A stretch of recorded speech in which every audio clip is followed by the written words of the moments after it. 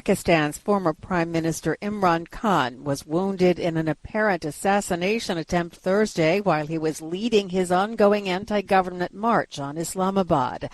The 70-year-old leader of the opposition PTI party was hit by at least one bullet in his right leg. The gun attack in Wazirabad left at least one person dead and several wounded. Khan is in stable condition at a hospital in Lahore. U.S. Secretary of State Antony Blinken has asked all sides in Pakistan to refrain from violence as he condemns the assassination attempt Thursday of Imran Khan. He said in a statement that violence has no place in politics. He said the U.S. is committed to a democratic and peaceful Pakistan. Officials at the U.S. Embassy in Moscow have visited jailed WNBA star Brittany Griner just weeks after a Russian court rejected her appeal of her 9-year prison sentence for drug possession. At the White House Press Secretary Karine Jean-Pierre had comments about that visit. U.S. Embassy officials in Moscow were able to visit Brittany Griner today. We are told she is doing as well as can be expected under the circumstances. A State Department spokesman said the U.S. is pushing for the immediate release of Griner and fellow American Paul Whelan. The White House says the U.S. has made a significant offer to resolve the cases, but says there's been a lack of good faith negotiation by the Russians. Security is tight in the western German city of Munster Thursday as foreign ministers from the Group of Seven Nations are holding a 2-day meeting. The top diplomats from the world's major industrialized economies will grapple with the implications of Russia's war in Ukraine and China's growing economic clout. U.S. President Joe Biden is on a final big campaign swing before Tuesday's midterm elections. AP Washington correspondent Sagar Meghani. It's a 3-day, 4-state blitz to back Democrats in tight races from solidly blue California, Illinois, and New Mexico to battleground Pennsylvania. The trip reveals a defensive stance. The president spending most of his time trying to help keep seats Democrats already hold in areas he easily won 2 years ago. Last night, though, he was on offense. Silence is complicity. Urging Americans to take a stand against voter intimidation and political violence. In dark terms, the president warned of ultra-MAGA challenges to democracy and said the power to preserve it lies where it always does. With the people, in your hands, in your heart, and your ballot. Sagar Meghani at the White House. In Ukraine, Kyiv on Thursday condemned the mass forced relocation of its citizens living in regions occupied by Russia. On Tuesday, Russian occupation authorities in the southern Kherson region announced more evacuations of people along the left bank of the Dnipro River. Moscow installed Kherson Governor Vladimir Salda said he was moving people further into the region or to Russia because of the risks of what he called a massive missile attack. Moscow installed authorities in Kherson said last week 70,000 civilians had left their homes on the right bank of the Dnipro. Kyiv reiterated Thursday it saw the move as a deportation and said it was accompanied by looting by the Russian occupiers. U.S. government health regulators are easing some of the guidelines that made doctors reluctant to prescribe opioid painkillers in some cases where they were needed. AP correspondent Jackie Quinn.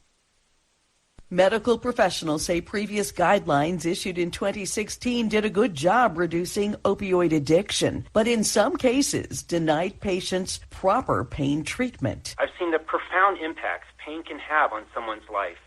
And I've also seen how that life can be transformed when a patient is able to access safe and effective care. Dr. Christopher Jones heads the U.S. Centers for Disease Control's National Center for Injury Prevention. A pharmacist, he says there had to be a better balance. Flexible, tailored, patient-centered care rather than a one-size-fits-all approach. Dr. Jones says the new guidelines also work to address racial disparities in pain treatment. I'm Jackie Quinn.